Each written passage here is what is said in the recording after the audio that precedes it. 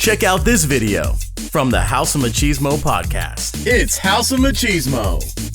All right, so next topic for the House of Machismo Podcast is that I've been wanting to talk about this for weeks, but finally I have enough people here to actually talk about it. Let's talk about it, bro. Yes, we're going to talk about the birds and the bees. I'm out. I'm leaving. Yeah. Chris, can you explain what exactly do I mean when I say birds and bees? We're going to talk about the birds and bees. Is that when mommy and daddy get together and they mix and then the stork drops off a baby? Yes, it's kind of like that. Exactly. Yeah. And so I was kind of curious to find out how we each kind of learned that. Yeah. And maybe gauge just a little bit, not too in depth, maybe about like how would you want your kids to kind of learn about it? Because I say that let me go first. I'll go ahead and explain how I learned about it.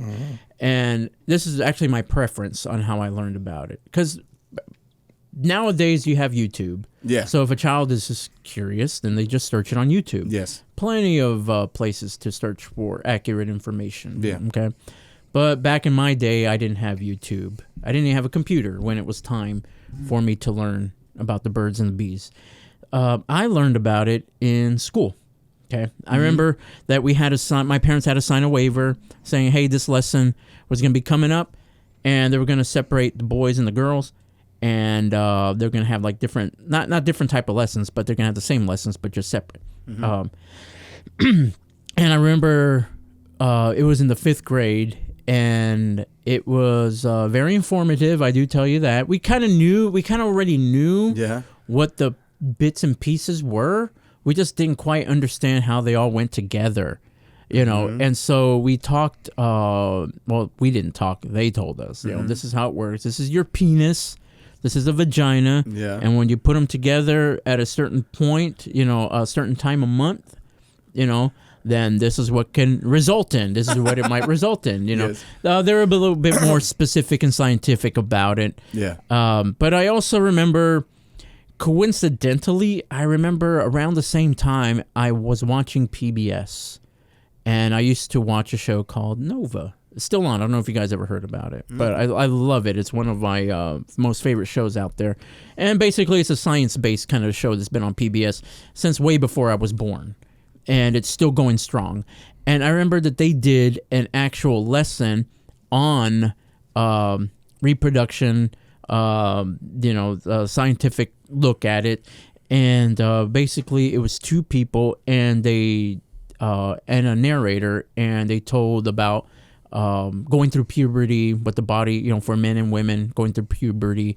But then also they sat around with a bunch of 5th and 6th graders and answered their questions about it that they may have about all this kind of stuff. And I'm like, this is actually pretty interesting.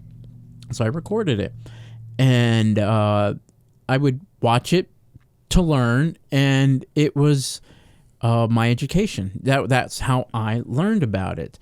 And I remember going to school and repeating the information to the kids, you know. And I remember the teacher having a talk with me. You can't talk about that here in school and all that. But I remember just answering kids' questions or whatever. And surprisingly, there are a lot of kids that ask questions. Yeah, you know. And once they know that somebody knows, they come to you. You know, it's like, hey, in a joking kind of a way. Yeah. They're like, hey, so what does this mean, or what happens with this and whatever? And I'll try to recall what the video had said. And how were you at this time? I was in the 5th grade. Oh, you were 5th grade? No, 6th grade. I'm sorry. I was in the 6th grade, because I remember. Or was it 5th? I don't know. I remember I was in Miss Duvall's class. That's all I remember. Duvall. That was 5th grade. It was 5th grade. Okay. Nice. So anyway, I remember all that, and I just remember not wanting to hear those words come out of my parents' mouths. I really didn't. I did not connect with them being like sexual. Yeah. You know, I'm sure my dad got horny and want to bang my mom and all that. Yes. I didn't care. That's not something that was talked about. Yeah, exactly. Yeah. So I knew that I didn't want, and to be honest, I don't, you know, some of the stuff, the official names for a lot of this stuff, I don't think my parents even knew. Yeah. You know, and so, you know, to learn, you know, it's like, hey, what is this? Yeah. You know, Like I asked my dad, "Hey, so what's a vulva?" It's like, I don't know. Is it a car? I think it's a car. You know, I was like, okay, all right. Yeah, we're never going to talk about this ever again. Oh, fuck. You know, but that, I don't know. That was my experience. I just prefer to have learned it from school, which is like a neutral third party, where the teachers were actually, these specific teachers were actually had to take special courses to learn how to talk about this kind of stuff. Gotcha. So I remember it was one of my science teachers and the school counselor that were giving these lessons. Wow. Yeah. What about you, Carlos? How did you learn about the birds and the bees? God, Tell man. me. I don't even know. I love that harmonica. Yeah. No, I don't even remember how old I was, but man, I want to say it was a mixture of HBO and, you know, just porn mags, you know. Is that how you learned? You're like, oh, is that where the penis goes? I don't even know what the fuck I was. I think it was just some park, and then like I randomly came across this magazine that was in some bush. Pulled it out, started looking at it. I'm like, oh my God. What was her name? I don't even know. Dude, I know what you mean. It was nothing but like, you know, fucking like straight up porn. And I'm like, oh my God, I've never seen anything like this. Like, I was. So shocked. your parents never talked about it, never learned about it in school or anything? No. Okay. My parents never really brought it up, you know. I don't know. They're just the kind of, they were just that way, I guess. I don't know. Yeah. We never really had that talk, you know. We never sat down and be like, okay, well, this is how it goes, you know. Yeah. But I do remember in school there was this class. I don't even know what class it was, dude. But it was sex ed. I think it was like a health class. But I mean, it just happens to, you know, we went into the sex education part of it or whatever, and they showed us this very graphic video of a baby being born and stuff. Wow. Like it would show like the entire, like, you know, process of like from having sex to like her, like the, it showed the big ass vagina and the head emerging from it, and all bloody and like, and that was, this video must have been in the placenta. 70s because it was like there was bush and like it was just I was like, and like I remember everybody in the class was cringing and I'm like, oh my God. And I just hope that woman got paid. Yeah. You know, it's like, hey, we're gonna show this video to can you sign here? All sorts of high schoolers across the country. Yes. You'll be famous. Yes, dude. Yeah, it was. Yeah, I mean that's kind of how I learned about it. Okay. Well, I remember in high school that they didn't mention it anymore. It was just understood that you knew. So when we talked about this kind of stuff, it was just a matter of you're supposed to know this already. Exactly. So, you know, we don't need to discuss what does a penis do once it's inside a vagina and all that stuff. You're just supposed to know. Yeah. What about you, Chicago, Chris? Going back to Chicago public school systems, I remember the sex ed class was in 4th grade for us.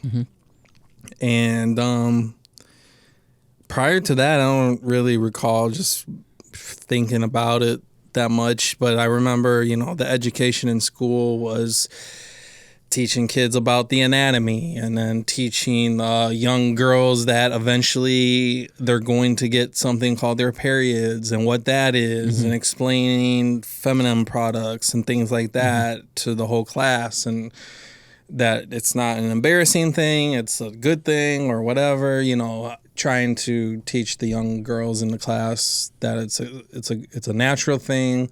Then they get in, you know, I'm sure there is different series, and I'm like, I just was wondering, like, in class when I was sitting there, I was like, it was good information. Yeah. This was, you know, back when they had a lot of initiatives like this, like the DARE program, the drug program. I think all those things are great. They give the kids information, you know, and they don't really...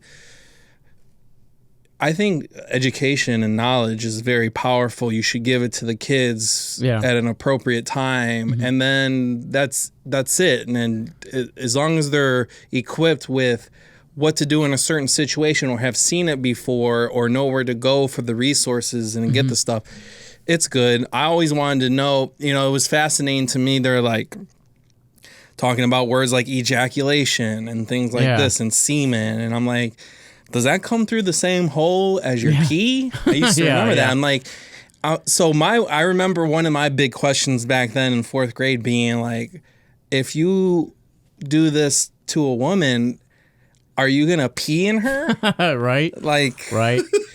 That was my main question. I mean, we're 4th graders, Those and they're explaining this that you didn't understand to us, and I'm like, how do you stop from peeing in a girl?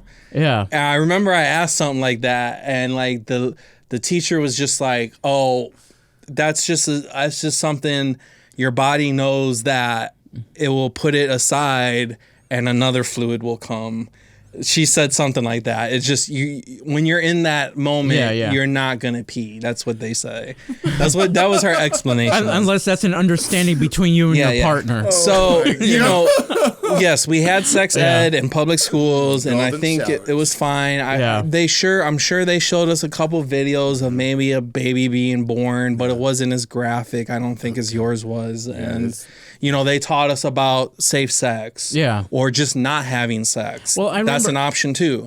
Using contraceptives, there's different things than for women, and then the men have to use condoms. And we had a conversation about also touch, meaning that touching, like not to understanding that those are special areas, and don't let anyone. That's true. Don't let strangers touch you there. You don't expose yourself to people. I think they also had a little blurb about masturbation. I remember what that. Masturbation is.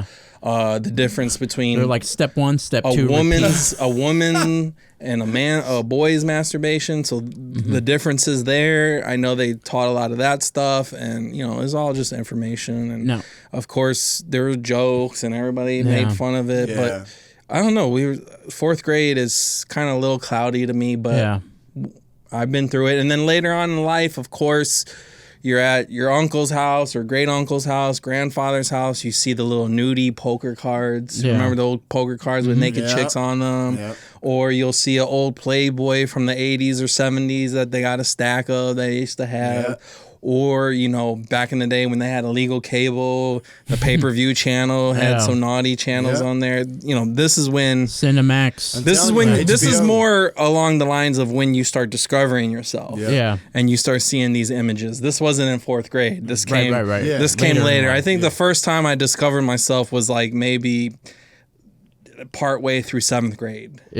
8th grade. When it really started hitting you. Yeah, when I really started focusing more on females and like getting attention from them as opposed to just playing games with the boys. You know what I'm saying?